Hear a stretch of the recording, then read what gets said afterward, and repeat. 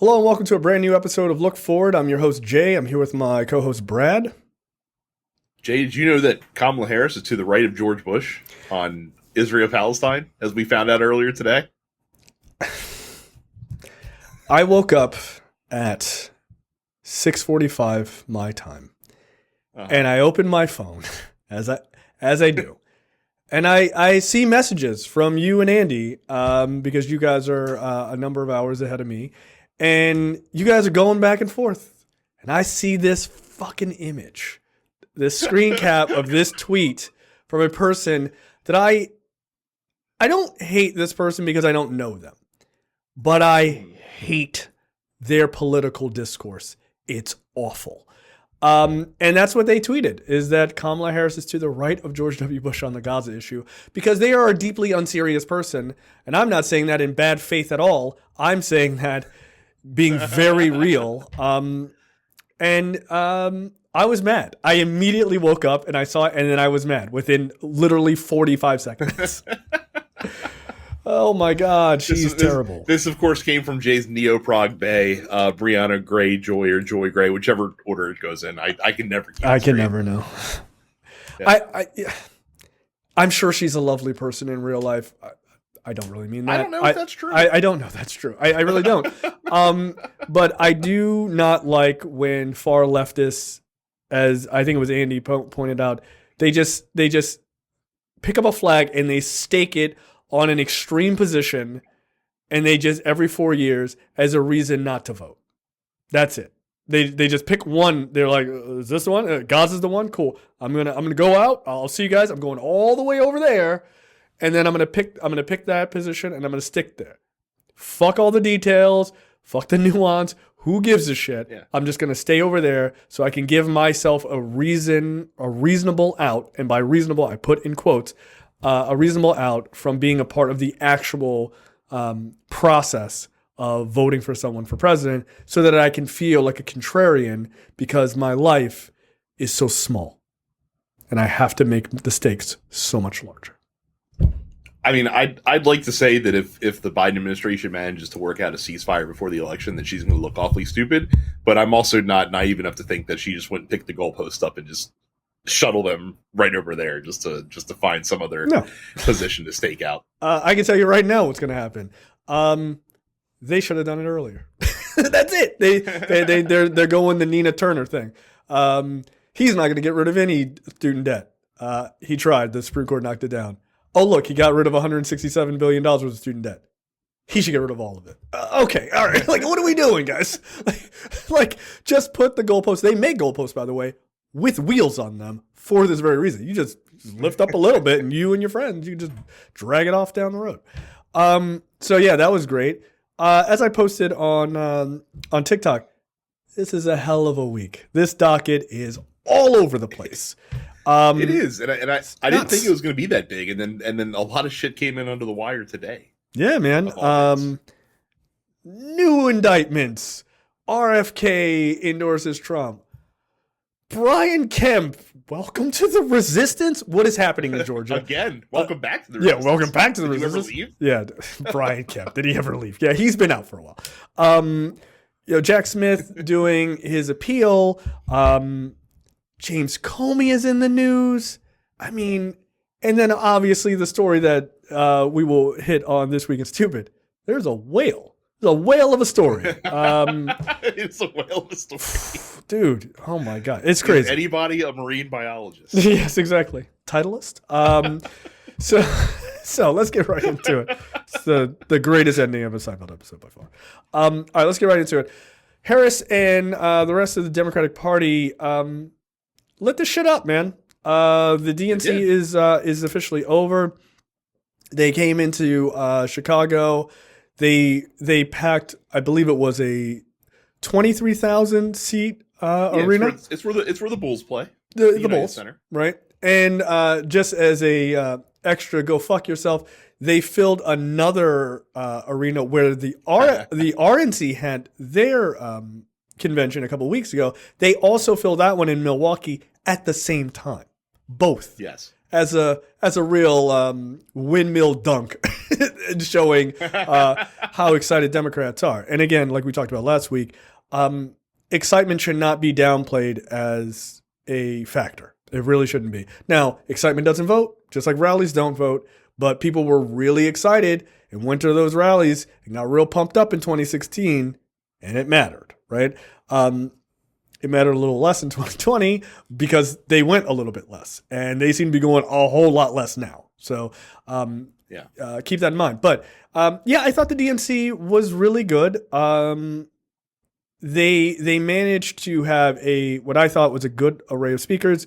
We talked about the sort of the ethos, pathos, logos thing. Turns out that's exactly what you got. I mean, it was literally her, Kamala's speech was a lot of them, there was plenty of emotion, but it was laying the fucking case, right? Like she was just laying the case out. It was really good. So I enjoyed it quite a lot.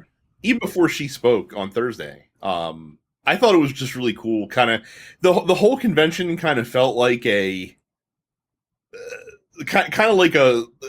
memory lane of the last 8 years in Democratic politics, kind of leading up to where we are today. Like it was really nice to see the ovation that Hillary Clinton got when she spoke on Monday. Obviously, the Obamas were, the stars on Tuesday for sure.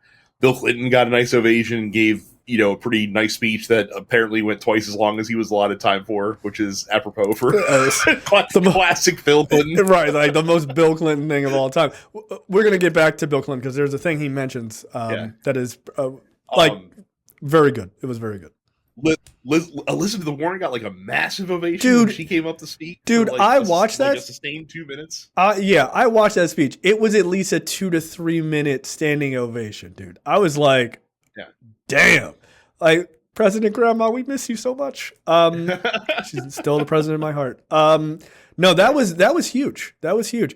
And look, I gotta tell you, with all of the division that has happened inside the Democratic Party from the 2016 race, up until like a couple of weeks ago, to be honest, it was nice to see all the factions of the Democratic Party getting the big pop, right? Like you said, Biden getting the big pop, that makes total sense, right?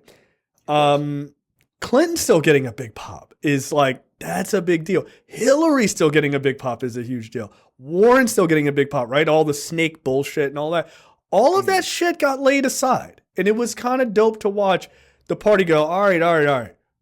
We gotta get our shit together. Let's all come together here and let's push the football down the field. So that was kind of nice. Like I even saw who I find to be unbelievably fun to watch, but is a bit of a dick. And I use that term sparingly. James Carville. Like he was on like what's his face's show, Bill Maher. And he was just like, listen, Kamala Harris is kicking ass. Like normally he's kind of like, Democrats got to get the shit together. Like anybody outside of like the Clintons, he's like, yeah, I'm in support of you because I'm a Democrat, but like, you're kind of fucking up. Like that's always normally his sort of undercurrent. No, it wasn't even there this time. He was like, nah, like no notes. Like, I don't know what you want me to say. This shit is awesome. So, and he actually made a statement I want to go back to too. So yeah, go ahead. It was also the coming out party. So like, obviously Tim Walz was the main speaker on Wednesday and he gave a great speech and kind of showed everybody what he's all about. Doug, had the Doug signs in the arena. Like he gave a pretty good speech, kind of the getting to know you speech for Kamala Harris. Everyone's kids were pretty awesome. And then of course the main event on Thursday was Kamala herself, who gave one of the best political speeches that I can recall in my lifetime. And by the way, I agree with you, but by far the best speech she's ever given, too. Like that is to me inarguable. I mean that speech, man. It was Star Spangled awesome, right? Like it had all of the trappings. It was tale in three acts. I mean, the first act was kind of reintroducing herself to everybody because she didn't really get a chance to in that 2020 in the primaries leading up to that. The second part of it was kind of prosecuting Donald Trump which didn't take up that much of the speech, and I don't think it needed to. Like, no, and it didn't. I think you want to get positive vibes, and then literally like the entire, last 40% of the speech was kind of laying out the very high level. Here's what we're gonna fucking do, right? When we make this happen, right? Yeah. And I thought it was incredibly effective, and I do agree. You started to allude to this, and I have this written down from notes that I took. It's fascinating that campaign is taking a different angle, and it's an interesting angle that I wonder if Hillary Clinton had taken it 8 years ago.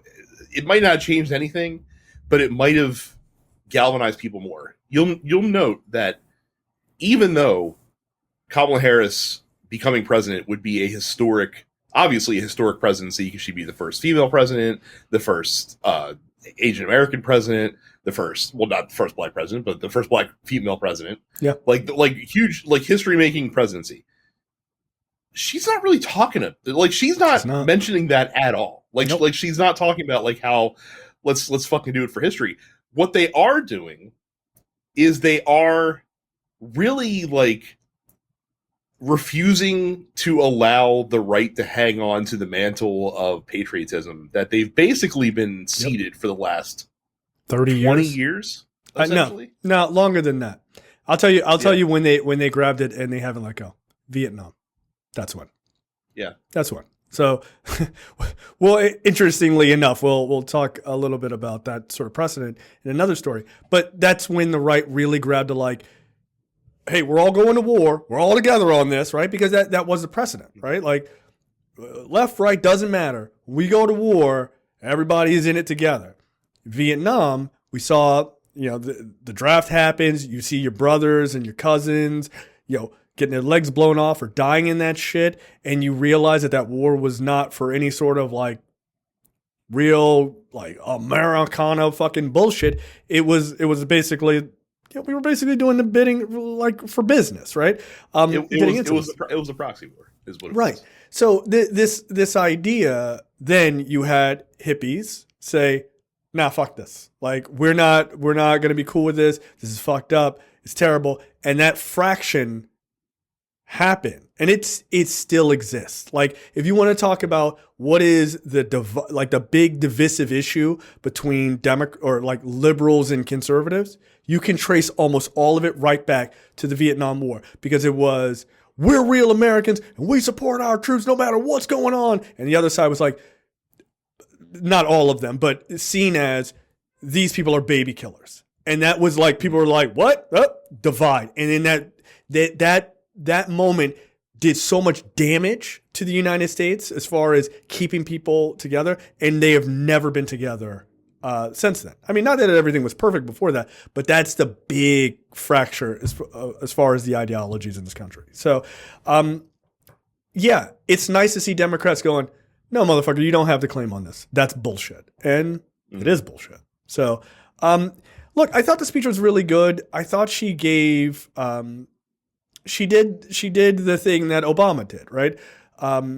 Which is that idea of being, and all presidents do this, all Democratic presidents do this, but the two of them very specifically, right? And it's because of their history and their story and everything else. But that idea of, I am not the president for the Democratic Party, I am the president for the entire country, which is, by the way, not something you hear from Trump, right? You hear that from... no, he does say it, but it's laughably no one takes him seriously. No, right. So because he's full of shit. Yeah, so. and he 100% is, right? So he's never done anything that helps anyone besides his cronies, if we're being honest. I mean, he barely helps anybody who's his voters. So I mean, it's the same thing. He said in a rally last week that women's rights, abortion, women's rights will be protected under a Donald Trump presidency. Where it's just what, bro? Your whole plan is leave it to the states, and the states are nearly killing some women because the restrictions are so tight. And this is your fault. This is directly your fault. So yeah, I enjoyed it. I thought it was really good. I thought she lit the place up. She was measured. She was forceful when she needed to. She kind of she was on a cadence, right? and again, it's a thing that she has clearly learned from the best dude in the game, which is Obama, right? And it's a good person to copy, just as Shapiro in Pennsylvania, who is like, he's like, oh, I've watched all of the Obama speeches. I'm going to literally do his voice. It's very weird. I had never heard him talk before, and I was listening to his speech, but I wasn't watching his speech. And I was like, and they were like, Josh Shapiro. I was like, I must have heard that wrong because there's a black guy talking. That can't be Josh Shapiro.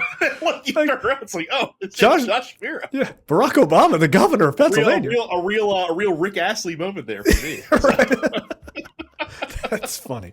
Yeah, when I heard him talk, I was like, okay. Like, I mean, it's fine. Look, if you're gonna steal from the best. Okay, like that's what you do. Right. I mean, maybe do your own voice. Just a thought. But the cadence I don't have a problem with. But she clearly learned a thing from Obama that even he still does, which is he gets in a rhythm, right? He hits that, like, what do they say? It's like that 92 beats per minute fucking perfect speech pattern, right? And he hits it, and you're in it. You're just like it's like a song. You're just in the zone, and then he pulls out, like he stops, and then he gives you like a fucking line, and you're like, oh shit, and it sticks, right? Because you're in the rhythm, and then he kind of like throws you out of it. She did the same thing. She was in a rhythm, she's in a rhythm, and then she talks about abortion, and she stops and she goes, they must be out of their damn minds. And I was like, that's it, right? Because you can't help but go, like, even if you're like doing dishes and listening, you're like, whoa, wait, what? Like, you get pulled out. And she does it too. I love it. It's funny because for the first couple days of the convention, obviously I listened to Pod Save America, and since those guys are all former speechwriters, like their view on how the speeches go is sometimes it's a unique perspective, because they're used to writing them essentially. Right. In fact, John Favreau helped Obama write his speech for the convention. Yes, that story is hilarious. One of the things that they that especially Tommy Vitor and John Lovett were hammering on the first 2 days. They were very critical of a lot of the speakers the first 2 days because they kept pausing for like applause breaks and stuff like that. And something that I noticed that Harris did continually during her speech is she kept riding the applause. And that's where like you like the crowd starts applauding something you say, but you don't stop. You just keep going on top of that. And what it kind of creates is like a natural crescendo that you get to like a bigger part of the speech where you get the big applause line where you can stop for 2 seconds to kind of bask in it a little bit. So. Yeah, and look, you got to do the presidential thing, and this is how I know that team is aware, right? Like the work into the crescendo, right? That's a skill set, right? It really is a skill set, but you do it, you get the big applause, and then you got to do that look off like moment where it's like put that face on a t-shirt, right? Like but all of that shit is, we talk about it. Politics is theater, right? When people feel like, oh shit, this is like the president moment, it's like that line or that moment where they look, what are they looking at? I don't know, but it's in the distance. It's the future, right? It's America's future, whatever the fuck bullshit.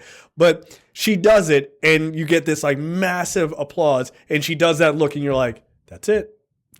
Like, it doesn't necessarily ring in the conscious mind of what you're seeing, but in the unconscious mind, you're like, that looks presidential to me, right? Like there's a reason they do that. There's a reason they do the fucking hand gestures and all that other shit, because they don't want to be pointing, like they rehearse all that stuff. So it is theater. And so it's cool when you understand it, you go, okay, I see what it is, blah, blah. But what's even cooler is when you see it and you go, this person's doing it right. Where the other guy is just Hannibal Lecter, the Hannibal. You just like, what are you talking about, right? Because he doesn't have any of that. Like, he doesn't ever have a moment where he seems presidential because he's just fucking vomiting all over the microphone, like he just is. So, and also boring the shit out of everybody. I mean, the Harris campaign cut a really devastating ad where they showed a Trump campaign rally where he talked. I can't remember I think at the beginning of the clip, he talked about like, oh, they say I'm boring and I'm not boring. Like I'm the most exciting candidate in the race. And then like during the rest of this 30-second ad, they're playing like the lullaby music and they keep they keep showing like tight shots of people behind him, like in the shot while he's rambling, that are like yawning or just like head back, like starting to nod off. Yeah. Sort of thing. I was like, that's devastating. Yeah, no, Fucking devastating. their online team is just brutal, man. I love it. So a couple things from the DNC that I want to talk about. Going back to the Bill Clinton speech.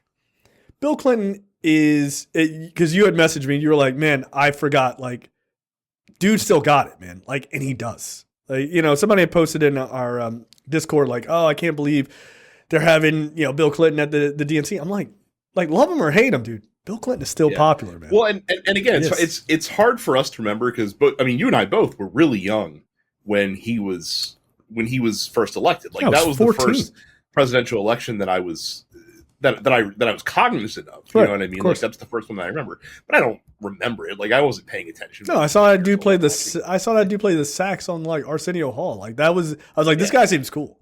Like, that was it. Like, I don't know. The other guy seems like a nerd. Right. And I mean, even you as a 12-year-old aren't like gripping, fucking like glued to the TV watching Bill Clinton speak. Like, that's not fucking happening. Like, boring. So like we weren't there for the Clinton experience, and right. And you might wonder, like, how did a fucking guy with that accent from Arkansas just crush through the fucking election and sweep the Bible Belt, which we haven't seen since he was elected. Yeah. And when you see him speak every 4 years, because he doesn't really come out and do a lot of public stuff anymore, you're reminded, like, oh, that's why.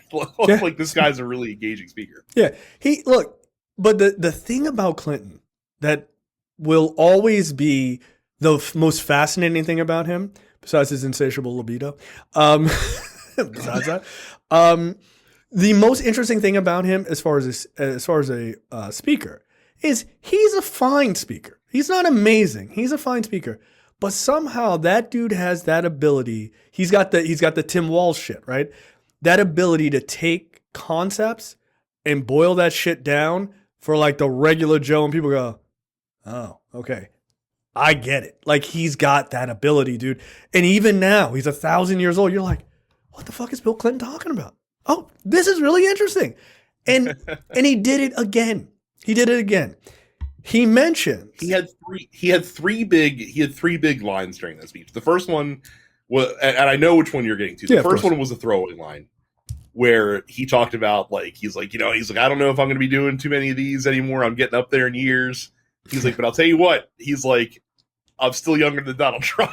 Like, and it's funny because Bill Clinton, like, kind of sounds like shit. Like, his voice is a little raspy. He looks a lot more frail, obviously, than he did when he was president, and yet he's still younger than Trump. So that was pretty fucking funny. Yeah. The other thing that he said, before you get to what I know you're going to cover, is he made an interesting point about Trump that I think people are kind of taking the ball and running with. And I think it's a smart way to frame him, because everyone talks about how like Trump's relationship with the truth, which is basically non-existent. And, Bill Clinton was like, he's like, I know he fucking lies all the time. He's like, but that's not important. He's like, don't. And then the line that he used was, don't pay attention to his lies, pay attention to his eyes, because he's saying that, like, Trump talks about himself more than anybody he's ever seen before his entire life. Everything's about him. Yep. Everything's about, like, what's been done to him and what he wants. And he doesn't give a shit about you. Whereas Kamala Harris is talking about what she's going to do for you. It's never about her. It's always about you, the people, we or us or we or everything like that. Yeah. Whereas Trump, it's always I, me, that sort of shit. Yeah. They're trying to stop your president, right? Like, it is, right. Well, he's a massive narcissist, right?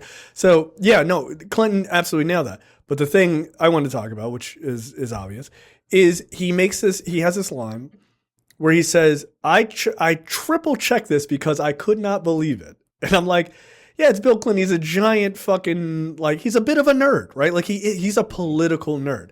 And so I do believe that he was like, no, I legitimately heard this, and then I triple checked it, and I couldn't believe what I found. Yeah, when I first heard it, like he didn't say this, but I'm sure he was thinking, like, when I first heard this can't possibly be true. There's no way that's true. Yeah. Like, get the fuck out of here. And it's like, and then I went to the Googles, and it turns out. So he talks about how if you take from the end of the Cold War, 1989, and go forward, right, that as far as net created jobs. So let's say George H.W. Bush created like, I'm just throwing out this is a fake number, but let's say he created 50 million jobs, right? But then, the next Republican, lost 45 million, right? So then that's the actual net total is really only 5 million, right? That's his point. So he's saying that since 1989, the end of the Cold War to present day, there have been 51 million net created jobs in the United States, right? Of that 51 million, 50 million of them are under Democrats and 1 million is under Republicans. And it's so funny because I was like, wow, that is a wild stat. And here's the thing. I believe that Bill Clinton is smart enough not to say that shit on some bullshit, right? Like he's not going to say that and then people were like, easily debunked. No, it turns out he was correct.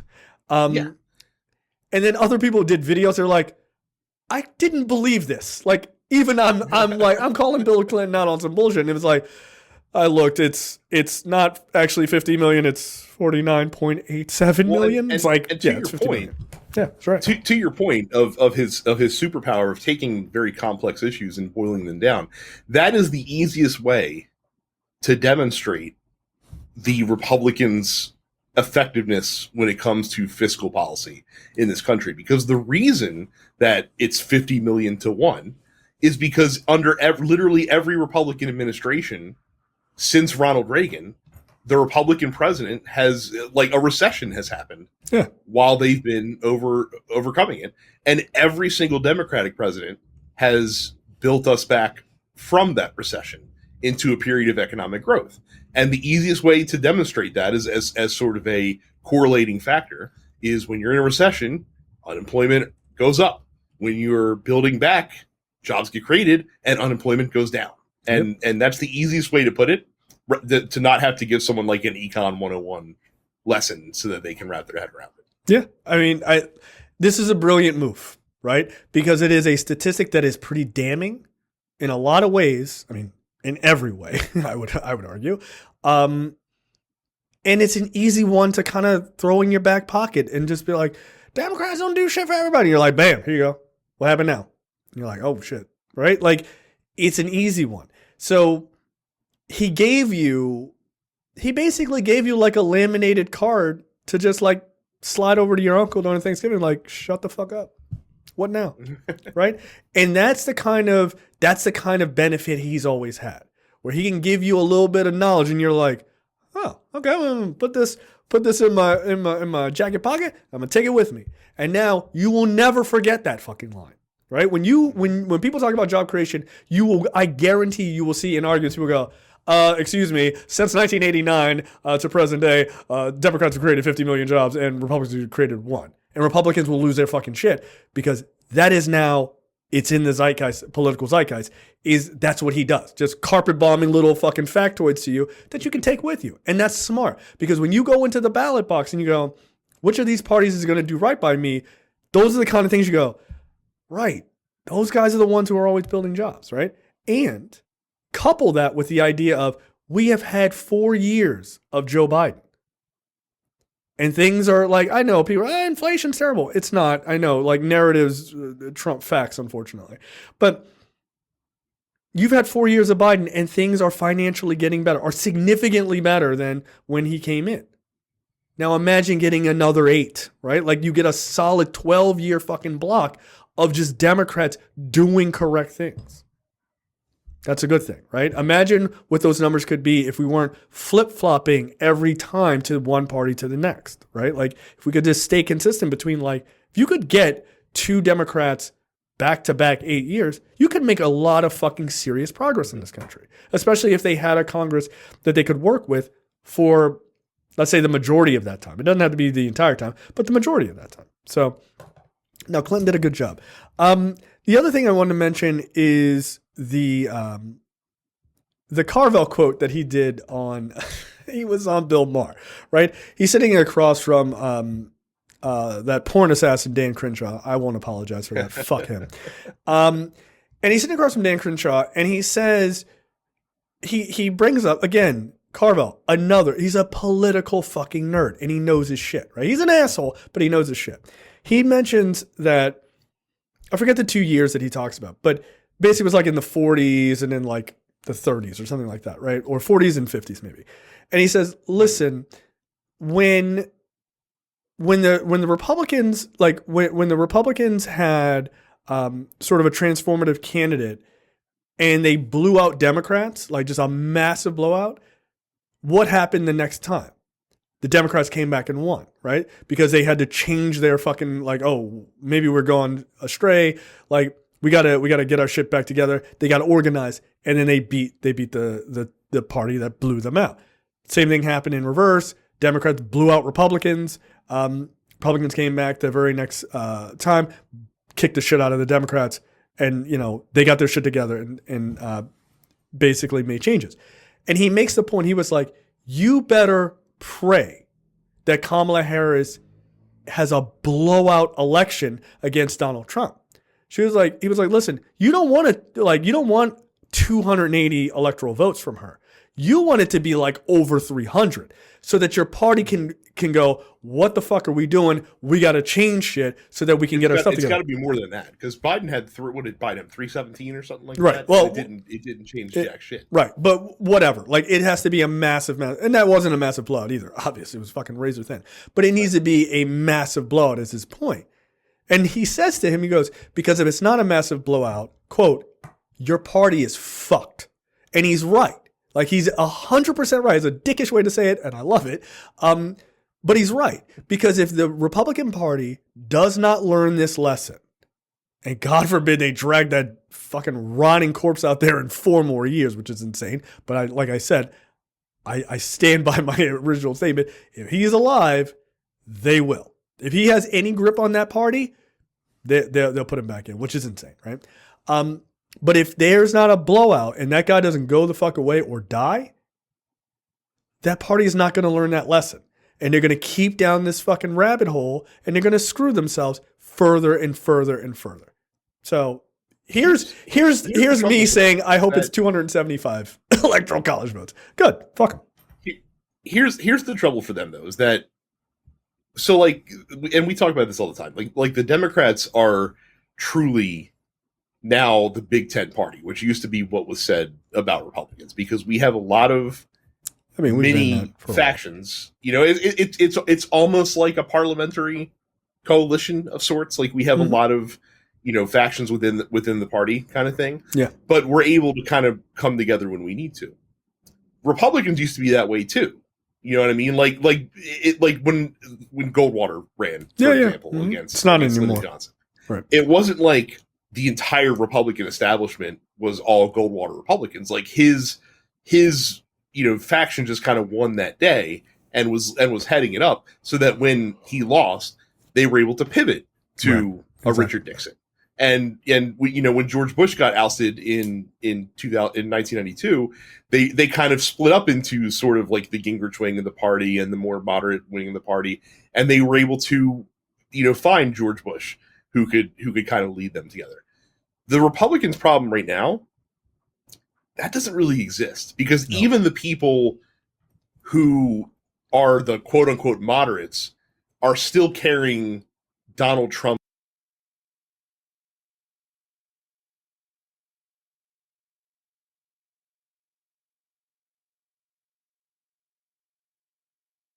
along during that episode and gave some shit to Dan Crenshaw. But even Dan Crenshaw, who is not like a Trump guy, you know what I mean? Like, Dan Crenshaw is not like a fucking MAGA-pilled idiot. No. But even he's having to carry water on the dumbest, give cover for the dumbest things. And every Republican does it. Like, Lindsey Graham's out here fucking doing it for Donald Trump on Meet the Press, and he's not a fucking MAGA guy. Even Mitt Romney still does it to some extent, and he's not even, like, he's basically persona non grata when it comes to the Republican Party nowadays, for all intents and purposes. But that's the thing, is the party itself doesn't have another idea of what they should be. So even if Trump is not like the standard bearer, like if he gets the shit, like even if Kamala Harris wins like 350 votes, he gets the absolute shit kicked out of him. It's embarrassing, and she romps. what are they going to pivot to? Like they'd almost like it's literally kind of the equivalent of like you have to strip the wall down to the studs and then remodel it and build it back up again. But you can't do that in 4 years or even 8 years. It takes a lot longer to make that happen. And the other problem is that even if they lose the presidential election, because of gerrymandering, because of how polarized the different state electorates are, they're not truly going to feel that punishment that they need to across the board. Because it used to be that kind of like how the presidential election worked out also trickled down to a lot of the down ballot races. Yeah. And that doesn't happen anymore. So the problem is that even if they lose in November, and even if they lose the House and the Senate for that matter, they have so much power consolidated in the states and they have a disproportionate representation in the United States Senate. They're not truly going to get the ass kicking that they need to realize, oh crap, like this way is wrong, and we need to make some pretty drastic changes. Yeah, no, that part I do agree with. But I agree with the reality of that, right? But I also think Carville is 100% correct, right? Which is, if you do not change, if you do not fundamentally figure out how to get these MAGA-pilled idiots out of leadership, you're in a world of trouble. And you can already see it, right? Mm-hmm. Apparently there was a story, it's not even on our docket, but what's his face? Mike Johnson, head of the Speaker of the House, has already been sort of like fucking elbowing Marjorie Taylor Greene out of any positions, right? He's trying to keep her out of any sort of leadership position. They see it. Like to Bill Clinton's comment, right? Don't listen to what they say. Don't watch their lies. Watch their eyes, right? Because that's absolutely true. Watch their actions and what they're doing. Because what you're seeing is the Republican Party realizing that there's a very good chance this dude's going to lose, and that they may suffer some pretty decent size losses in the Senate, and maybe even in the House. There's stories now that like House members are like, we're getting a bit of a boost. Thanks, Kamala Harris. So like there is a decent chance they could take the House as well. And that's ever increasing, right? That's look, they're going to start picking at these other candidates like, oh, we haven't been exposing these Republican candidates as much as we probably should. And that's coming. Make no mistake about it. So that's throwing the world into a little bit of crazy for them. So pay attention to what they're doing, because those guys are kind of like, we got to make sure we shore up power here, because if he loses, there is going to be a bit of a power vacuum, right? He's gonna go, oh, they cheated or whatever. But when all that shit is said and done, whatever the fuck that looks like, if you get another January 6th or whatever, it's gonna be fucking pandemonium. And I can tell you right now, Republicans, if it even looks remotely like that shit's gonna pop off, you're gonna watch all those corporate Republicans go, fuck off. I think even some of the non-corporate Republicans just the gumption to do this again. No, they will not support it, dude. Right. You are not getting Josh Hawley out there like, yeah, guys, let's do. Nope. No, they're gonna back right the fuck off of that, and they're gonna go, not I, my man, because they don't have the cover of the president anymore, right? Like, you got to remember that. So, like, I pay attention to what those guys are doing. The Brian Kemp story, which we'll talk about, and stuff like that. Like, those guys are realizing there is something potentially coming that is not going to work out for them. They better be in a position to grab that party back from the nutcases the second that asshole's out of the way. And that's the only way they're going to get it back, is they're going to have to rip it out of his hands, and they're going to have to be fucking in lockstep to go, nope, we close the door on that. And all the MAGA pill people are going to be screaming outside. It's like, oh, too late. Sorry. But like we talked about before, you have to be willing to pay a price, because you have to. That doesn't come without losses, some pain. Yeah, no, you're going, if you do that, if you have the balls to do it, and frankly, at this point, you kind of have to, because you're losing anyway. You're losing, and everyone thinks you're ideologically fucking insane. And I don't just mean like, take it on the chin. I mean like in future elections when, people are trying to nominate, wackadoo, like a Marjorie Taylor Greene-esque candidate versus a normal Republican. Throw all the money you can at normie Republican to win the primary, and then and ride them to the finish line. And if the crazy person doesn't win, just maybe you stay out of that race. maybe you just fucking just pull sit on funding the sidelines for that one. And if the seat flips, that's your fault. Do? Yeah, but you have to purge. You have to purge that party. And by the way, I know it's been talked about for a long time, and then we're gonna take a break here. That idea of like the Republicans or the Democrats might fracture. Trump losing and Republicans, if they have the balls to try to rip that party back out of the hands of these people, it will fracture. Because these people, we're going to get the reckoning they should have had 8 years ago. Yeah, had things not gone sideways. Yeah, so. But yeah, I think a fracturing of that party could be very real. What that looks like, I do not know. But those people are irrational, right? They are not rational political thinkers. They're not like, well, but what if we lose and then we won't have power? They're just like, you turn on us. Never go against the family, and then they will destroy everything because of that. They're not rational thinking people, especially politically rational. So the idea of them just letting the Republican Party get fucking destroyed, yeah, they'd be all in on that. Like, I think they would. If they felt like they turned their back on Donald Trump, yeah, I feel like they would. So best of luck, I guess, guys. So again, I'm rooting for 280, 300 electoral votes, just enough to cause chaos. That's what I want. I'd rather just have the safe 330 so we don't have to deal with the fucking the month of angst like we did the last time. So. Look, if you want to run it, we can do a Reagan Mondale as far as I'm concerned. That's also fucking awesome. That's happening, unfortunately. That's never happening again, and it's sad. There is a lot to talk about.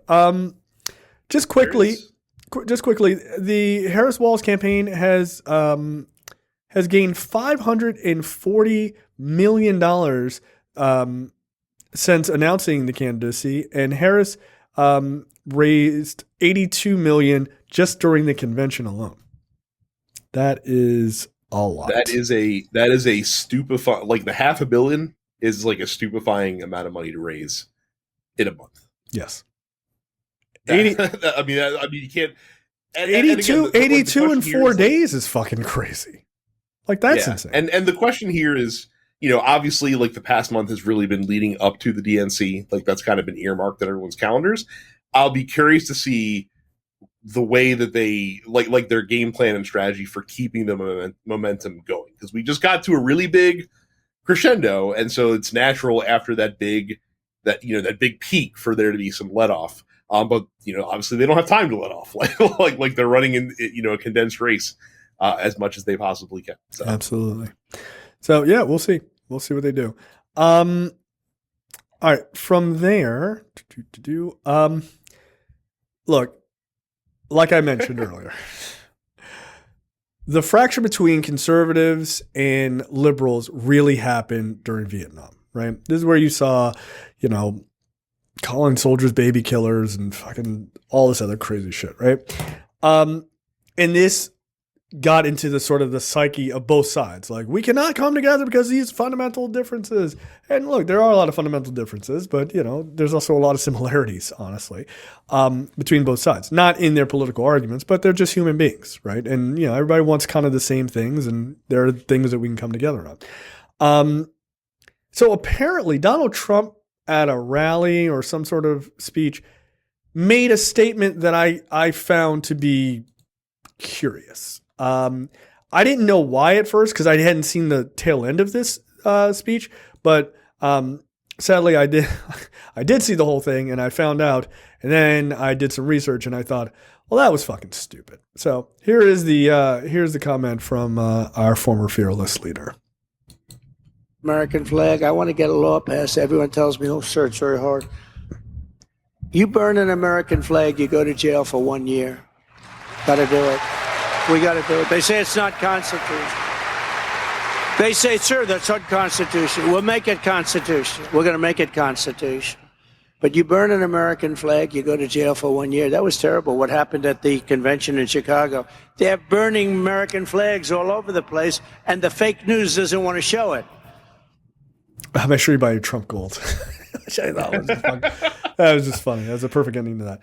A couple of details here. He talks about, they're burning American flags all over the place. He's referring to at the DNC was in Chicago, and there were anti-Israeli protests, pro-Palestinian protests, and someone burned an American flag, right?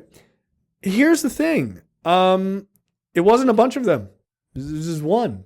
So like all over the place, like this is just right there. This is that one guy. Who cares? Who cares? Who cares? That's kind of my whole thing with it, is that I look at the flag as just a symbol representing what the United States, the country, and like with any symbol, you can kind of make it what you will, use it how you will, and I feel the same way about this, the same way that I felt about all of the fucking Christians who were clutching their pearls at the opening ceremonies for the Paris Olympics, and some of the religious iconography that was used and kind of referenced in a quote unquote disrespectful fashion. It wasn't, by the way.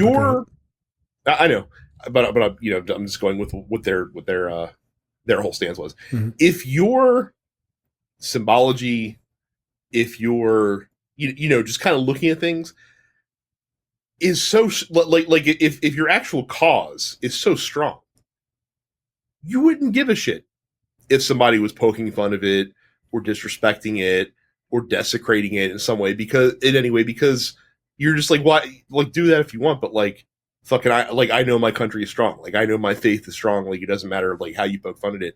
When you complain about superficial shit like that, and believe me, it is incredibly superficial. It is. When someone is flag burning and stuff like that, you make your whole institution or country or whatever it is that you're representing, you make it look fucking fragile and weak if you can't bear to see this symbol that represents you like damaged or whatever. Of course, these same people don't have a problem with that same symbol being prostituted out and being worn as clothing, or like hyperimposed with like Trump's face or anything like that. Like, that's all fine and good. That's not disrespectful.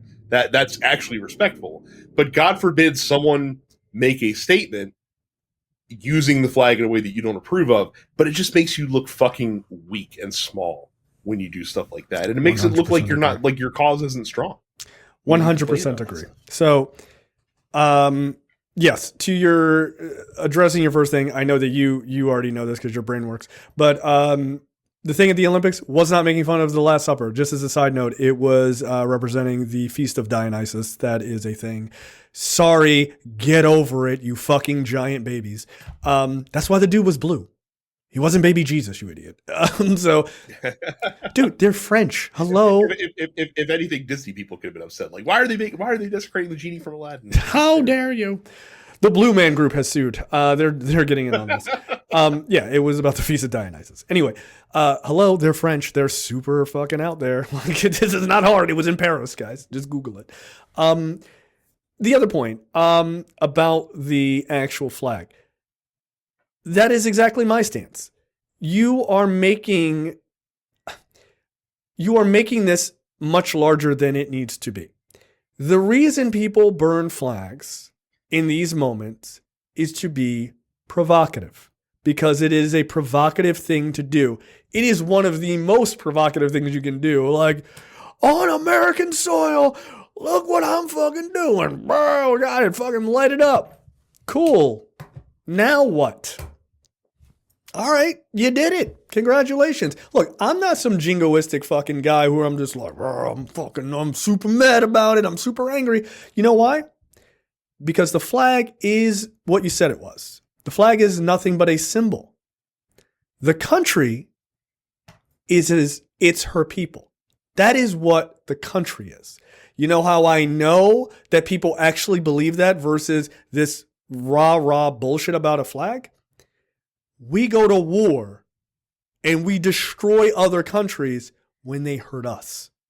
We went and destroyed Iraq, not because somebody burned a flag. They've been burning American flags in the Middle East for fucking decades. We don't go send a fucking B-52 over there. Like, we don't do that. Or B-2. B-52. That's weird. Send the B-52s. We're sending them. Send the rock lobster immediately, sir. We're sending the people who did Love Shack. Okay. That sounds fine. We don't send B-2 bombers over there because they burned an American flag. However, we did a full-scale invasion of Iraq, killed or displaced over 1 million people because we perceived, or we were lied to, that those people hurt us, hurt our people. The country is her citizens. It is not a flag. So this idea of getting offended over someone burning a flag, who gives a shit? You're giving that provocative statement more power by complaining about it. You're giving it more power by saying, I'm going to put people in jail over it. You think if you made a law, by the way, we'll talk about the constitutionality of this. Not very good. But you think by making a law that says if you burn a flag, you do a year, you think they're going to burn less flags? Are you kidding me? Hardcore activists will go, I'm burning twice as many fucking flags. You going to put me in jail for a year?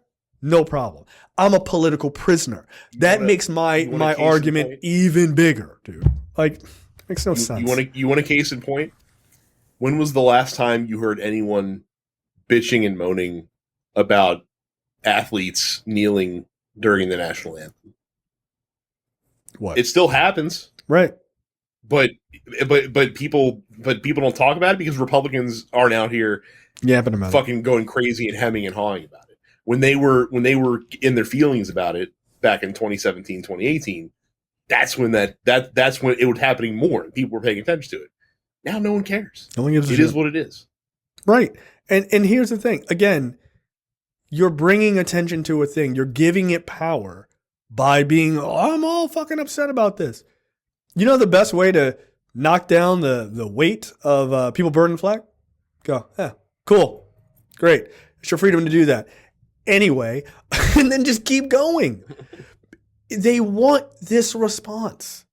They want this response. And look, there's a number of reasons that this is stupid. One of which is Trump says, they say it's not constitutional. We're going to make it constitutional. People call this guy the policy guy, right? People went on television and said that the RNC was full of policies and details. Is that full of policies and details? Ask him. I would love someone to ask him in an interview. Like you mentioned, like you wanted to make flag burning illegal. Obviously, the Supreme Court held that it's constitutional to be. It falls under freedom of speech to do that. And you said we'll change the Constitution. How does the Constitution get amended? Do you know? And while you're at it, if you could please tell us, what does DEI stand for? Do you remember? But look, so to that point, 1989, Texas versus Johnson is where this was dealt with. Now, Trump he doesn't say it directly, but I get the sense of, like, he blames the media. Like, the media doesn't want to show you this, right? But he says it in a way, at least this is my opinion. You can tell me if I'm wrong. Or you can tell me if you agree. It's my opinion. It's not wrong. That's fucking stupid. But he says it in a way implying the media doesn't want to show you this because this is what Democrats are for, right? And that's a weird stance to me. The whole thing is weird, but that's a very weird stance because what you're saying is that the people who burn the flag are somehow in support of Kamala Harris, but they're actually burning the flag because they're pro-Palestinian, and their argument is that the Biden administration and the Democrats are fine with sending weapons to continue this genocide, right? And you can agree with that, like whether or not that's a good thing, a bad thing, or it's not her fault or whatever, but that is their perspective, right? And I think that's a pretty accurate perspective, or accurate summation of their perspective. Here's the weird thing. The Texas versus Johnson case in 1989, facts of that case, Gregory Lee Johnson burned an American flag outside of the convention center where the 1984 Republican National Convention was being held in Dallas. Johnson burned the flag to protest the policies of President Ronald Reagan. He was arrested and charged with violating a Texas statute that prevented the desecration of a venerated object, including the American flag. And such actions were likely to incite anger in others. A Texas court tried and convicted Johnson. He appealed, arguing that his actions were symbolic speech protected by the First Amendment. The Supreme Court agreed to hear the case. So just like you're implying that Democrats somehow support this, which doesn't make sense because, again, they're protesting against the Democrats, they somehow support it. Was Ronald Reagan in support of this guy burning the flag outside of the RNC in 1989? Because that would be the same logic, and nobody thinks that. You were giving him far too much credit. Because no. I know he doesn't know. Yeah, I was about to say, if you asked him why are these people burning the flag, he would tell you, well, they hate America because they're Democrats. Yeah, that makes sense. Like that's fucking stupid. But to my point, no, I know he doesn't. No, he don't know nothing about this 1989 case. He couldn't fucking Google that shit if they had a gun to his head. But for people who are his supporters, if the logic is Democrats support this because it's happening at the DNC, then the logic would argue that Ronald Reagan supported it in 1989. And we all know that doesn't make sense. It doesn't make sense to charge either side with that. It doesn't fly. I think the important thing to take from this story is the fact that if there is a freedom that you have, he's not going to respect it. That is correct. That's it. That's all there is to it. Like if there's something that's inconvenient to them or that they don't like, fuck it. We're gonna find. I mean, it's literally the same thing you're seeing with abortion. Yeah, and that's my view of this from this story. Yeah, no, that's fair. One last thing on this that I thought about that was really funny. So flag burning is one of those interesting things that people go, this is one of those, I know we got freedom of expression and shit, but maybe we should get rid of this part of it, right? You know what's weird? I was talking to someone, one of our listeners, the other day, and he said, he basically was like, listen, I'm looking outside of my window and I've got Nazis with flags walking down the street. They took a picture and he sent it to me. Why is it that you're more concerned about stopping people from flag burning as a, disrespect? Like you can cut down the First Amendment for that, but you have no problem in cutting down the First Amendment for Nazis walking on the street, which is antithetical to what the country is supposed to be. Or people flying the fucking stars and bars. Right. The literal traitor flag. Yeah, I just find that I find that fucking curious. But okay, like I don't know what we're doing. Like I just do not get it. Jay, it finally happened. The most predictable thing that was coming down the pipe during this presidential election. Shocked. Has finally come to pass. I too was shocked that RFK Jr. is a massive sellout, willing to sell himself to the highest bidder, or really in this case, the only bidder, to drop out of the race, and suspend his campaign and support a guy that 3 months ago he said he would never be able to support. And that is Donald Trump. Yeah, okay. So he flew out. He announced he was spending his campaign. Then he joined Trump at his rally in Phoenix. And basically he said, "Hey, internal polling." Or sorry, first he said that we could have won except the race is rigged against me. So I have to drop out. And then because it's rigged against him, he saw. Is the race being rigged? Is it in the room with him? Like, what the fuck are you talking about, dude? But basically, he said that his presence in the race would hurt Donald Trump and help Kamala Harris, which I tend to agree with. I think that was our line of thinking. Yeah, our brains work for the past several weeks. Yeah.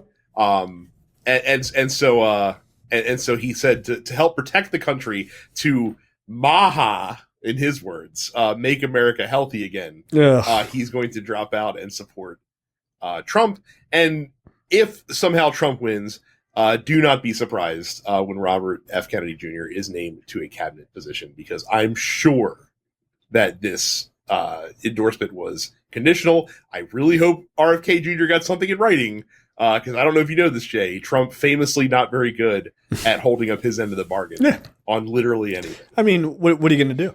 Huh? You going to sue him? Yeah, guess what? I didn't fucking make you the Secretary of Health and Human Services, like you or that brainworm you have. Reportedly, disturbing. Reportedly, he was shopping himself to both campaigns, and whereas the Trump campaign was more than happy to take him on, the Harris campaign left him on red, as the parlance of our time goes, and didn't even bother meeting with him. Why the fuck would they? I love it. I love that they were just like, why? What? No, get out of here! Like, no, man, get the fuck out of here. Yeah, look, I'm glad. I'm absolutely glad they didn't. They shouldn't respond to him. This guy is not a serious person. He is I would argue, a deeply unserious person. So yeah, no, this makes sense. Do you have fear in your heart, Brad, that now that these two titans of industry have come together? Are you shaking in your boots? So from the rational perspective, here we go. The only reason that RFK Jr. had even the level of support that he did was not because the people supporting him by and large were RFK Jr. acolytes. I'm sure there were some that were. But for the most part, people were throwing their support behind him or saying they would vote for him for the same reason that people voted for Jill Stein and the other guy in 2016, whose name I don't even fucking remember at this point because he was so irrelevant. Oh, who cares? The libertarian guy. He was because they were so disenchanted.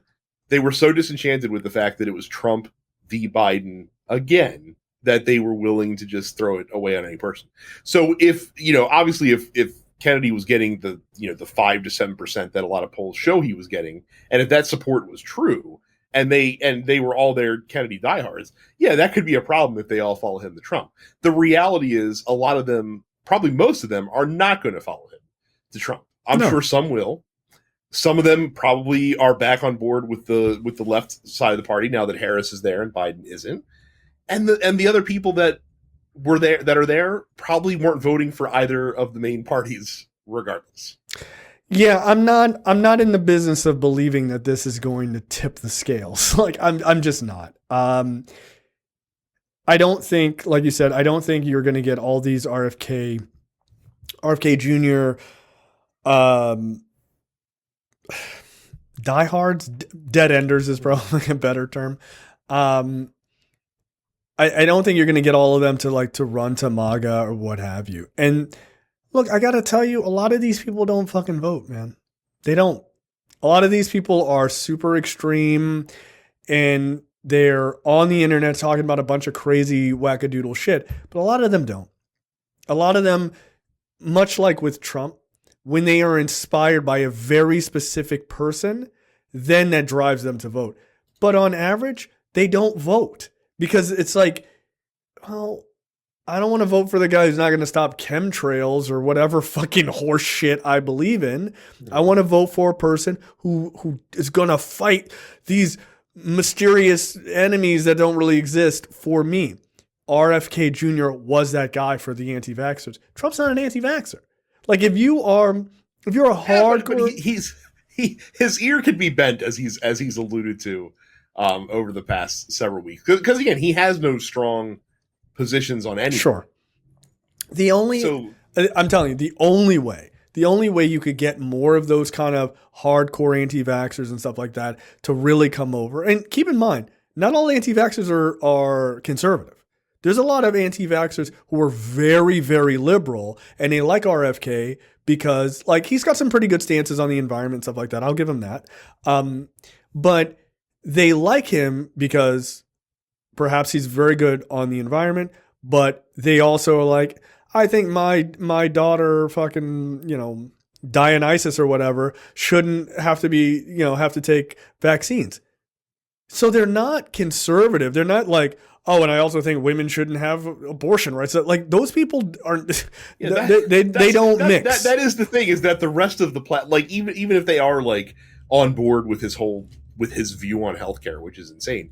The rest of the Republican Party platform still exist? And is it worth all of the other bullshit that you'd have to swallow? It's not. To maybe get this one thing that probably still won't get you very far, because again, you have career people in the civil service, Project 2025 notwithstanding. It like I said, I think it's a big nothing burger ultimately. I also think a lot of the people that say they were supporting him would have come home come election time. It's very easy to say in a poll in June that you're going to vote for a third party candidate. It's very different when you're faced with the actual decision. That's right. In November. But as it turns out, he might have waited a little too long to pull the ripcord here, because he said that in 10 battleground states where his presence could be a spoiler for Donald Trump, that RFK said he was going to remove his name from the ballots. The problem is that a lot of those states, the deadline to do so has already passed. So like Michigan and Wisconsin, for example, they're not pulling him off the ballot. Damn, really? Yeah, the Secretary of State of both those states said, look, he filed the paperwork. We're past the point of being able to amend it, so he's going to be on the ballot in November. Wisconsin and Michigan. Not to vote for him. So. Wisconsin and Michigan. Best of luck. By the way, not looking too fucking good there in Wisconsin. And Michigan is slipping away. Like it's not looking good, man. It's not looking good. That's awesome. Good. I hadn't seen that. This is what happens when you play stupid games. You win stupid prizes. I don't understand why Republican strategists thought that Democratic voters. North Carolina, I think, is also keeping them on. Oh, he's fucked. He's super fucked. Oh my God, he's super fucked. They start sending out absentee ballots on September 6th. Oh, dude, you're done. That's 9 days from now. You're done. 9 or 10 days from now. That is awesome. Dude, he cannot afford to lose. He can't really afford to lose Pennsylvania.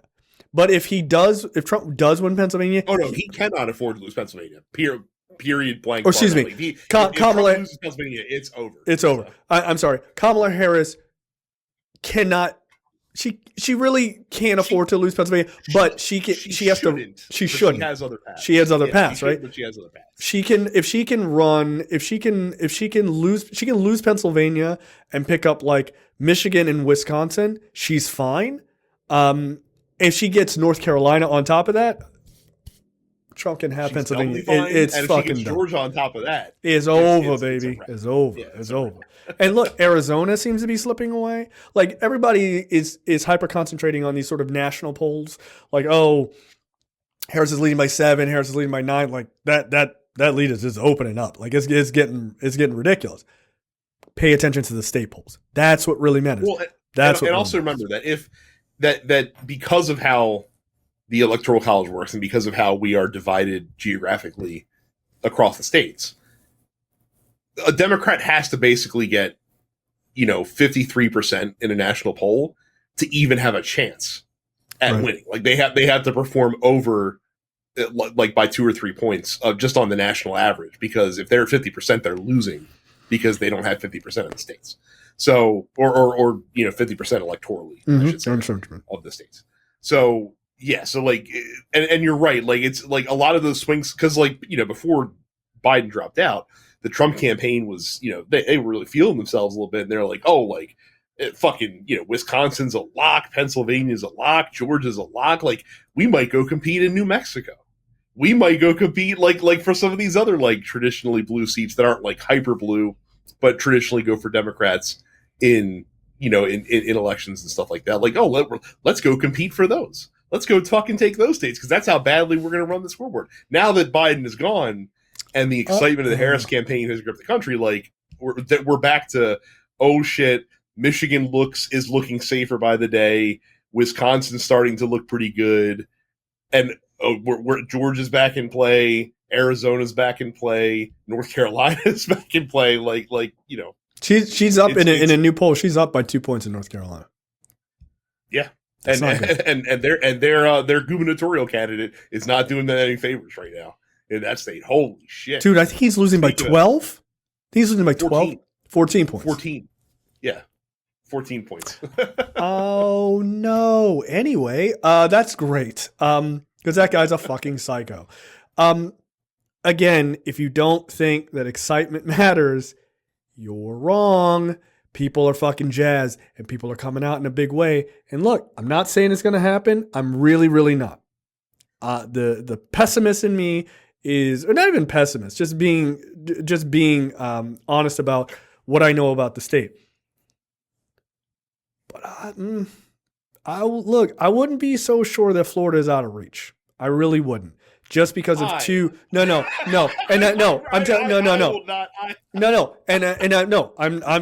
I don't think it's going to happen, but I think that state is going to be closer than they think. And look, that sometimes is enough. That's enough because that can cause people to spend more money in those states trying to shore it up, right? Like that's what really matters. And the reason why I say that, not because I think fucking Kamala Harris is going to walk down there in fucking Miami and be like, Cubans to me, my X-Men, right? Like I'm not saying that. It's because of two big things. Weed legalization and abortion are on the ballot. And especially abortion being on the ballot, it's going to drive voter turnout in a way that Republicans have not largely seen. And the problem for them is also it's their off cycle for their governor's race. Right. So and look, DeSantis just got his ass handed to him the other night. Right? In those Florida races, like that shit did not look well for Florida Republicans.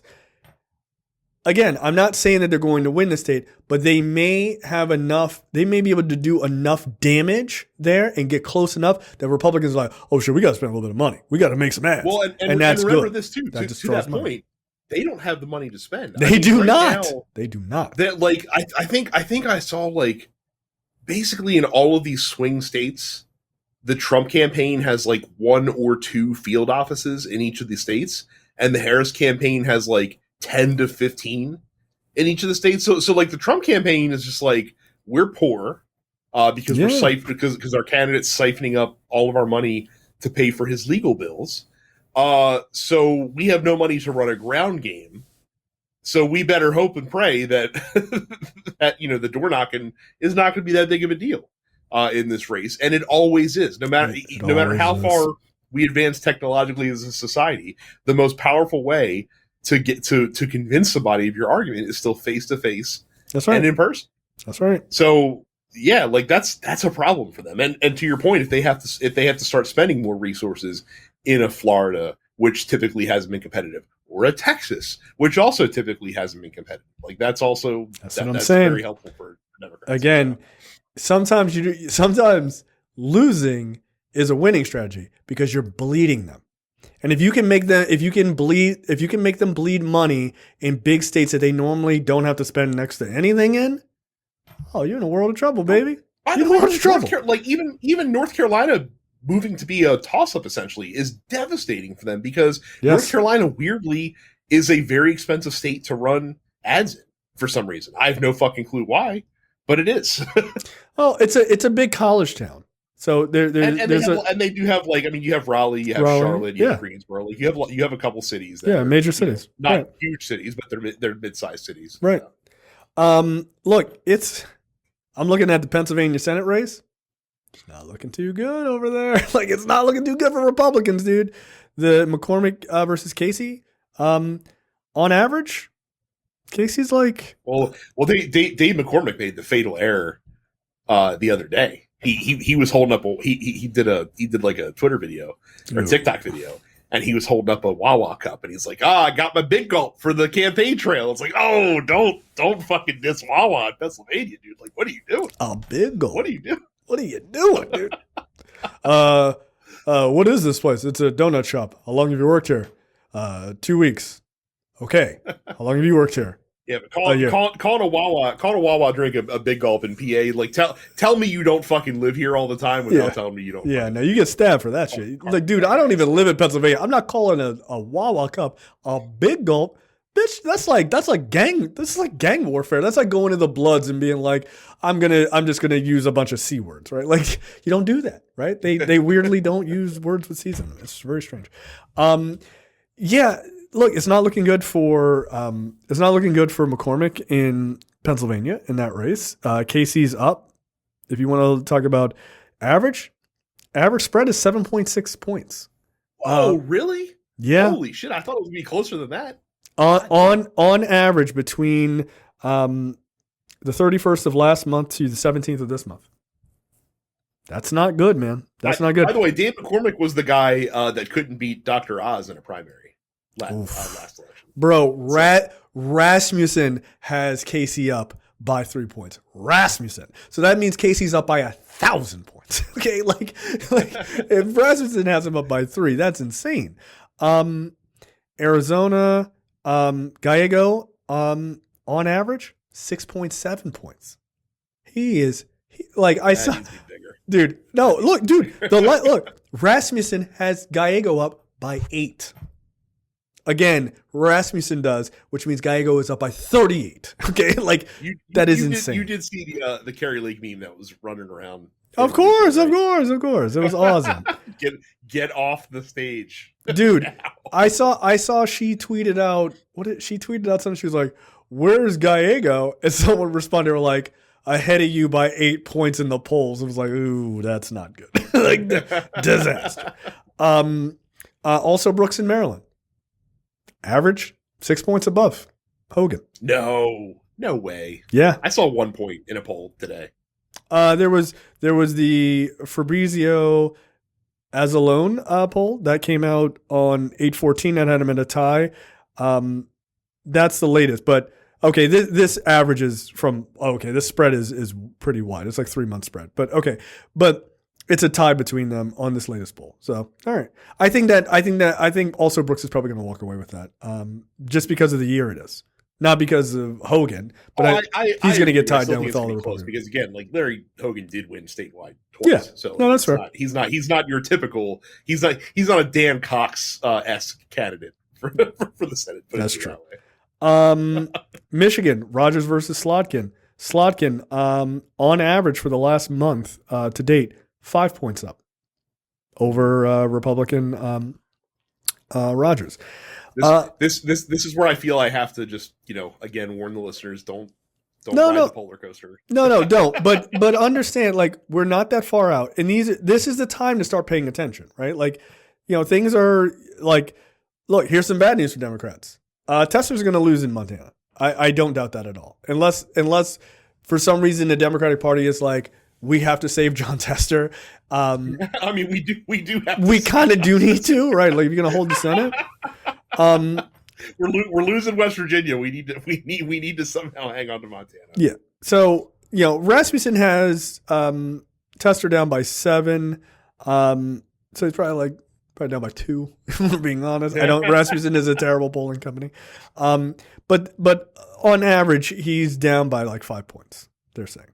But that's a little bit larger spread over the last 2 months. So that race, I feel like Democrats need to start putting some money into. I will also say, any polling pre-Harris, you almost have to throw out the window. I agree at this point. You know what I mean? Because the Harris coming onto the ticket was such a paradigm shift that it's like any polling prior to July 1st is irrelevant. Yeah, and look. In fairness, they have a decent amount of polling. They have 2 polls since Harris came on. There's one from the Hill and one from a local NBC affiliate. So yeah, I don't know. It's on average up. Tester's down by 3. Trying to see just a couple other races here. Democrats up in New Mexico by a lot. Jesus Christ. They should be. I mean, that's typically a Democratic of course state. So Nevada, Democrats are up by probably about 9 points. Rosen's up. Ohio,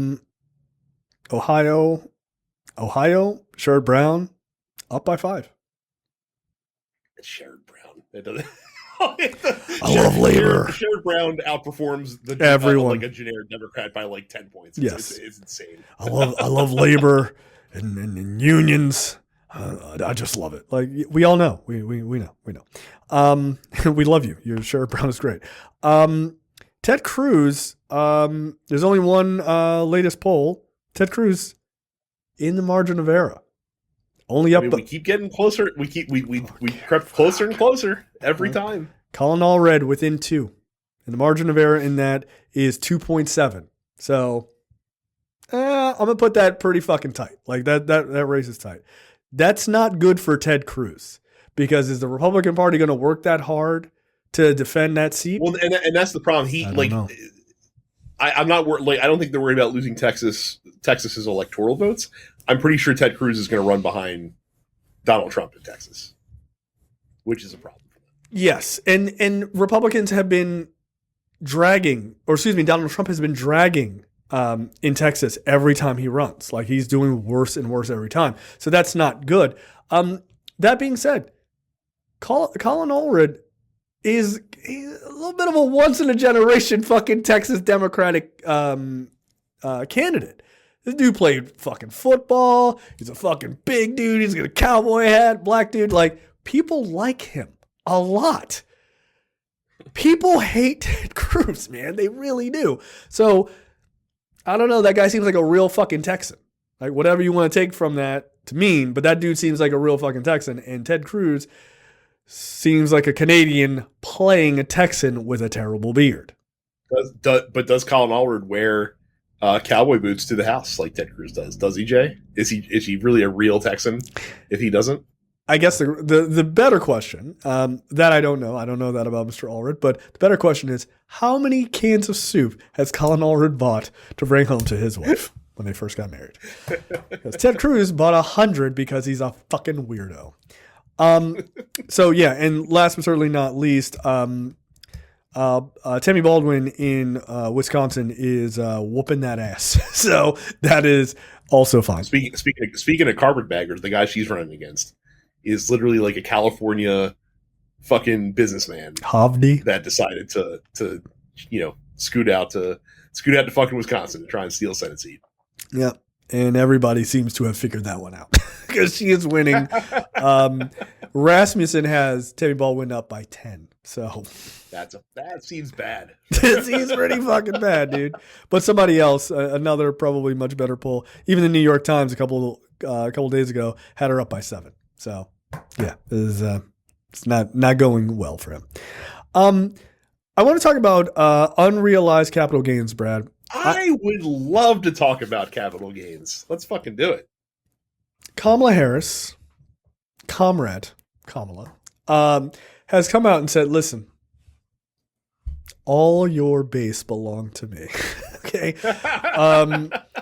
So she came out with this new budget proposal, and basically the idea, it's a 25% tax rate on income, specifically on unrealized capital gains. Well, no, it's on all income, but it includes unrealized capital gains. Unrealized capital gains in that number, essentially. Oh, okay, in the 25%. So, no, in the 100 million, which is the important part. No. We'll get there. We'll get there. I would like to just say, if you have any unrealized capital gains, you better fucking look out. And if you're listening to this show and you qualify for this, why are you not donating to us? Because you have a lot of extra income. Holy shit. Republicans hate this idea, right? The idea of unrealized capital gains, meaning you own property that, or not property, you own anything. Liquid assets is what it is, basically. Right. Liquid assets. So for those that don't really understand, and this is a very high level view of it. So, like, you know how, like, when you say someone's worth like $1 billion, right? Yes. That doesn't mean that they have $1 billion in their Bank of America account that they go to the ATM and withdraw, what they need at a time. That just means that the total sum of all of their assets is $1 billion. But that includes any real estate they own. That includes any stocks that they own. Right. That includes any, like, IRAs and stuff like that they own. Things of that nature. So while someone might be worth $1 billion, they might only have, several $2 million in hard currency. And that's how rich people stay rich, is because they, like, all of their money is in liquidities. It's not actually realized in and liquid money, like stuff that you don't have on hand, isn't taxed. Right. Until you pull the money out. Right. And like the easiest way to understand that, how you laid it out, I think is very good. But the easiest idea of like you're not taxed on something until you use it is stocks, right? You own so much stock, you can buy and sell that stock all you want, or excuse me, you can hold that stock all you want, right, for 1,000,000 years, and it can gain so much worth, increase in so much value or decrease, what have you. But you do not pay any taxes on it until you sell it, right? Which is how rich people get, like, they kind of perform the okie doke on the government, and especially against poor people, by going, I'm about to die. Here's all of my stocks, my son. And then they give all these stocks to their son or their daughter, and they get all of this new fucking found wealth, this unrealized capital gains, and they're not taxed on that, but now they're worth $1 billion, right? And the logical question is, well, why does it matter if you can't use it?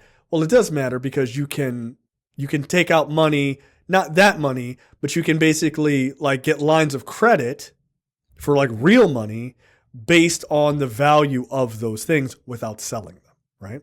Because they know, well, you have $1 billion worth of stocks, so you can pay back this $100 million worth of fucking line of credit, and you just use that $100 million line of credit as like a paycheck, right? So the idea is you're still not taxed. It's good to be rich. That's basically the idea. Isn't it cool that that so much of our wealth in this country is concentrated in this fucking casino for rich people that they all like to play in? It's neat. It's really wonderful. So Kamala Harris, our fellow comrade, has decided that she's going to go after these unrealized capital gains. Republicans lost their collective shits. They didn't bother like learning about it. They just got mad. And by the way, once they learned about it, they just still got mad because they're bootlickers. And basically the idea is you cannot hold these unrealized capital gains and just never pay any taxes on it, because that's bullshit. That is how you're keeping money out of the system, and you are benefiting from it, and you're just hoarding, right? So they're trying to say, we're going to throw this tax on these people, and we're going to also go after those assets as well. How are they going to do stocks and stuff like that? I'm not quite sure, but the idea of other things. Oh, it's super easy. I don't know if you know this. Like one of the few, like fucking organizations in this country that actually does wield a massive amount of power is the fucking SEC. Believe me, if the SEC wants to look at capital gains, they can do it. It's not hard. No. What I'm saying is, I mean, yeah, that's true. What I'm saying is, I don't understand. Like personally, I don't understand how do you tax that, right? Like, okay, this person has, this is a bullshit number. Like they have $1,000 worth of unrealized capital gains solely in stocks. Okay, you tax that, or 100 million, because I don't want to confuse people to think that this applies to everybody. It's only for people who have $100 million, like in assets or more, right? So this does not apply to anyone listening. And again, if you're listening, you have that kind of money, please donate. I cannot stress that enough. But let's say you have $100 million of just stock. Okay, the value, let's say the value is $100 million. Okay, they tax it once. Are you getting hit with that tax every year, or how does that work? They're only taxing you on your gains. They're not taxing you on the amount of stock you hold. So like, let's say you have 100 million in stock, right? And over the course of a year, I see. Like what the difference is, appreciate, and you earn 50 million. They're taxing you on the 50 million okay, that you got earn, it. not the 150 million that you hold. Okay, no, that's fair. Okay, that's fair. By the way, this only affects like 5,000 households or some shit like that in the United States. So, like, this is not a hard thing to sort of track down, right? Like this to Brad's point, like this is not everybody who makes 100,000 and over. And then they're tracking hundreds of tens of thousands. It's not just that your net worth has to be over $100 million to qualify for this. You only have to pay the taxes on your unrealized capital gains if at least 80% of your wealth is in tradable assets. Right. So like if you own real estate, or if you're like a venture capitalist who pays out a lot of startup money and stuff like that, and less than 80% of your wealth is in liquid markets, you're also not affected by this. Even if you're like like a multi-billionaire, you wouldn't be affected. I don't know if Donald Trump would be. Well, actually, no, he would now at this Truth Social stock. But I don't even know, like without that, I don't know if Donald Trump would even qualify for this. Yeah. Oh, he's in all honesty. Side note about Truth Social, that got as high as $79 a share. I think maybe even like it might have like on a closing, it might have even spiked up to like 90 something. But on closing, the highest it was 79. That was in March when it went IPO. Do you know what it is now? A lot of people don't talk about $21 or something like that. That is correct. So when people say, "Oh, Donald Trump's a fucking genius," blah blah, yeah, bro, it's at almost it's like just above 20. Just above 20. By the way, I also saw another story where reportedly, and I don't know how true it is, so this could be bullshit. Apparently, a lot of the executives in Truth Social are trying to cash out as much of their stock as they can right now. So here's the thing. Early September. I want to say it's like, it's just before the 10th or something like that, which I kind of took note of. I was like, oh, that's kind of interesting. Is when his sell freeze basically ends, right? His hold on being able to sell Truth Social stock ends. Now he could try to sell it. Now, if he sold all of his shares as it is now at like $21, $22, he'd make like $2 billion, right? Okay, that's pretty good. But the second you start selling, dude, everybody's going to start selling. And there goes the run. and look, I'm not sure you could offload all $2 billion worth of stock all at once. It would be illegal to do that. Yeah, I don't think you can do that, right? So you have to do it in like, you got to do it in chunks. Dude, you sell that first chunk, you're fucked. Because there's no way before you get to sell that second chunk of stock, that stock isn't going to drop to nearly to zero. It'll be a penny stock by the time you're finished. But I say all that to say, MAGA, we fucking told you. He is not in it for you. Like he'll be fine. Like it's not like he paid for those shares. No, like they were just fucking given to him. Yeah, you guys are the ones holding the bag. Yeah, at the end of the day, I would look, dude. I saw a story. All you fucking people who bought in at $35, $40 a share. How you feeling right now? Probably not too good. And yet they've interviewed some people who are in this position, and they're still going to fucking vote for this fucking guy. I swear to God, when he said he could shoot someone on Fifth Avenue and get away with it, he was 100% correct. Yeah. I saw a story of a guy said that his brother is a big MAGA person, and he bought it at the peak when it was $90. And he has lost so much money, and he's just holding on. I'm like, sell it, you dumb idiot. Dude, you're going to get a massive loss. Sell it. Sell it. Dude, you're fucked. You're already fucked. You're fucked. If Donald Trump sells any of that stock, it will go to zero or next to zero. Guess what? Yeah. He don't give a fuck about y'all. Like, he don't care. He's back on X now, baby. Yeah. He's ready to start tweeting. He's got to go where the people aren't. So. Where are the bots? Where are the Nazis? Speaking of Nazis, Trump's outrageous January 6th gala is a giant flashing warning sign. All right, Brad, this is all you. Fuck? Is it all me? Because I was hoping that you learned more about it. So apparently, I sadly did. He is on September 5th, which is in 2 weeks. Yes. No, not even. It's next week. Trump and co. are holding a January 6th awards gala. That is. At Bedminster for some reason. It's hard to run away from this when you're hosting it at your shit too, right? Like he could, if it was hosted somewhere else, he'd be like, I'm not gonna go. There's a lot of backlash, dude. It's at your club now. That was stupid. Not only will Trump be there, obviously, but literally getting second billing at this fucking event. Rudy Giuliani, everybody. Yeah, I mean, got to bring in the goats. I don't know who and Anthony Raimondi is. I also don't know who that is. My guess is he's some sort of January 6th guy. So what you're telling me is that the Met Gala, this isn't. Let's say. Look, the Met Gala could never. Okay, like it could never. Quite literally. Yeah, please don't. So yeah, this is an actual Trump is scheduled as a guest speaker. A separate flyer for the event notes that the tickets range from $2,500 for an individual to $50,000 for a table of 12. Quote, we gather to pay tribute not only to these individuals, but to all January 6th defendants who have shown incredible courage and sacrifice. In a promotional video for the event, Trump calls the rioters, quote, peaceful and hostages, and adds that they have never been people treated more horrifically than the Jan 6 hostages, except for that cop that they beat damn near to death. But, you know, him. I don't know what awards are being given. That's my personal question. What are the awards? You know, I'm kind of curious about that myself. Like, I wonder if the January 6th stars will come out to this gala. Will we see the QAnon shaman? Will we see the guy in the fucking riot gear with the zip ties? Will we see the dude that was reclining at Nancy Pelosi's desk? Probably not, because I think he's still in prison. So, like who can we possibly see? Will people be smearing shit on the walls as a tribute to that day?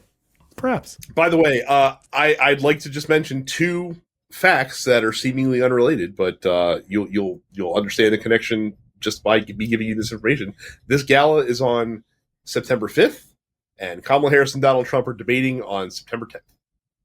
I get the feeling that this may come up during the debate. What are you doing? Are you trying to lose on purpose? Dude, the idea of in a debate, Kamala Harris goes, "Oh, you 5 days ago." Bring it up? I think a moderator might ask him about it. Why not? Why not? 5 days ago, you held an awards gala at your, and this is what hurts him the worst, at your property, right? You can't say, well, I went because I was asked to go and speak on behalf of, bringing people together. No, dude. You held this at your shit. So that means you absolutely agree with what's happening. There is no argument about your views on it. You absolutely agree. So she's going to fucking crucify you over this shit, man. She's going to crucify you over it. And who are you trying to appeal to? Ashley Babbitt's mom? Who are you trying to appeal to? It's very weird. It's very, very weird. They're very strange people, man. They really are. Like, an award show? You thought that was going to be the hit? Okay, bro. Like, it's a wild move to me. Okay, that's the end of the free portion for this week's episode of Look Forward. Make sure you go to lookforwardshow.com/premium. Sign up for premium content. It's only $5 a month or $50 for the full year.